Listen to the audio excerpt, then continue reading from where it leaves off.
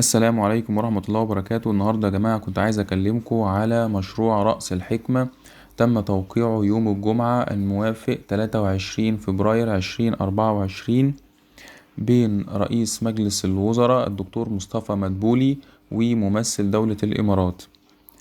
مشروع هو إنشاء وتطوير مدينة جديدة على مساحة 40,000 فدان، والأرض تكون مملوكة لمصر، وفي كمان لمصر نسبة في الأرباح بشكل دايم بنسبة 35%، والأرض ديت تكون مخصصة بالكامل وبشكل دائم للشركة الإماراتية مقابل 35 مليار دولار كاش.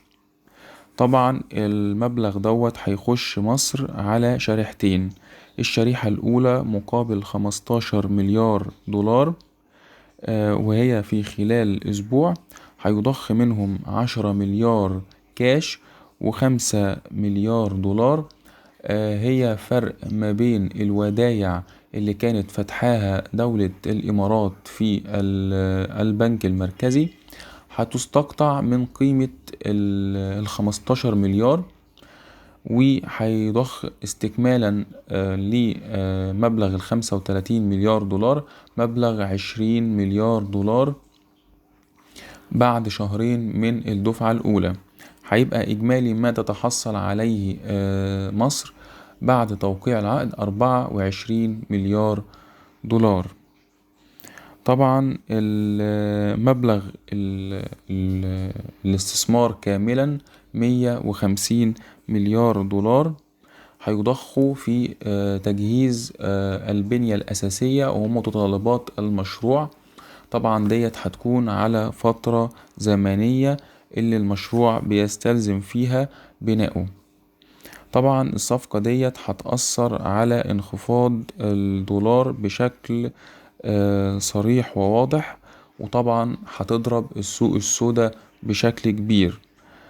ودوت كمان الفلوس اللي هتخش مصر هتساعد في تعجيل الاتفاق ما بين مصر وصندوق النقد الدولي، خاصة ان مصر رفعت من قيمة القرض الصندوق من 3 مليار دولار الى 10 مليار دولار.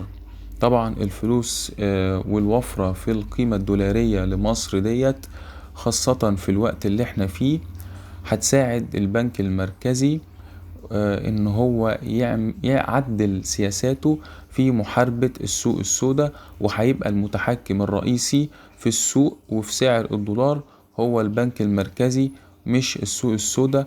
بس طبعا الموضوع دوت هياخد بعض الوقت، لكن تأثيره وحدثه هيكون سريع. يعني احنا مش هننتظر كتير، لان الدفعة الاولى هي بالفعل هتدخل مصر كمان اسبوع. طبعا الدفعة الاولى ديت يعني هتتصرف بشكل سريع، لان هي هتستخدم في ادخال السلع ومستلزمات الانتاج الاولية اللي كانت محجوزة في المينا، واللي كان المستخلص الجمركي بتاعها لسه مخلصش، والشركات طبعا مش متوفر لها دولار بالشكل الكافي ان هي تدخل السلع او مستلزمات الانتاج الاولية جوه مصر لتشغيل المصانع وعجلة الانتاج. طبعا ده هيأثر على البورصة بشكل كبير، خاصة ان البانيك اللي حصل والهبوط اللي حصل يوم 31 يناير كان خاص بانخفاض سعر الدولار من 70 جنيه نزل ل56 جنيه. طبعا دوت حصل بسبب انخفاض سعر الدولار، وكان تابع ليها انخفاض سعر الذهب، لان الذهب مسعر بالدولار، وكان كمان في طلب عليه كبير بسبب ان تخوفا من انخفاض قيمة الجنيه للناس اللي هم يعني مش قادرين يعني يدخلوا في مشاريع او يحافظوا على فلوسهم بشكل او باخر، فكانوا بيأمنوا او كان الذهب ملاذ آمن لرؤوس اموالهم. طبعا كان في شخصيتين مهمين جدا في الاجتماع النهاردة. هو الدكتور حسن عبد الله محافظ البنك المركزي، لان الموضوع طبعا يهمه جدا، لان الفلوس دي كلها هتخش خزينة الدولة. تاني شخصية الأستاذ دكتور هشام طلعت مصطفى، طبعا لأن المشروع هيخش فيه شركات عقارية خاصة في السوق المصري، هتخش حتى صغار الشركات، لأن هو طبعا مشروع ضخم جدا وهيحتاج شركات كتيرة، لأن المشروع هيمتد لسنين طويلة.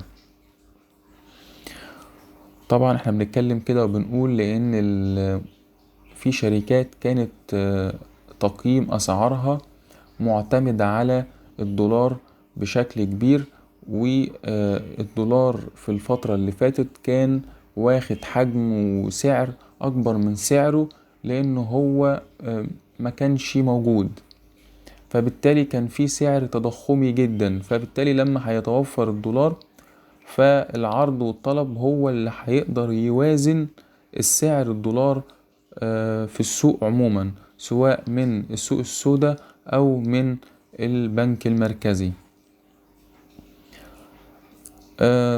يعني عايز أقول لكم إن في الوقت الحالي، يعني مش عايز الكل ينظر بنظرة تشاؤمية للبورصة، لكن إن الكل يبقى واخد حذره، لأن السهم ممكن تاخده في أسعار وللأسف ممكن تخليه معاك وتحتفظ بيه، وهو ما يقدرش يرجع تاني للأسعار اللي انت كنت واخده بيها إلا بعد فترات طويلة جدا جدا جدا، وللأسف هتمل وهتبيع بخسارة.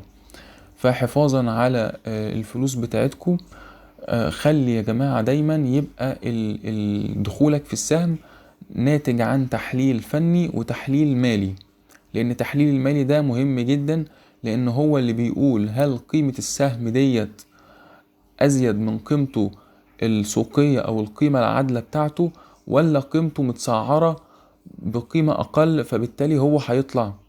يعني نفهم السهم هو متسعر بقيمة أعلى، فبالتالي النزول نزول طبيعي جدا، لأن هو كان واخد سعر وفوليوم، وكان السعر متضخم جدا أزيد من سعره الحقيقي، ولا السعر السهم أصلا سعر طبيعي، وسعر كمان مقيم بأقل من القيمة العادلة أو القيمة السوقية بتاعته، فمن المتوقع أن هو يطلع.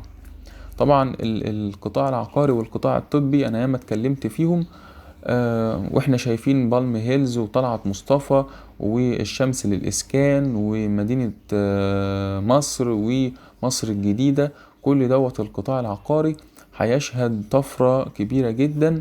واحنا شفنا قبليهم ده كله شركة إعمار، وطبعا شركة إعمار دي تابعة لشركة إماراتية، والخبر أول ما نزل السهم طار.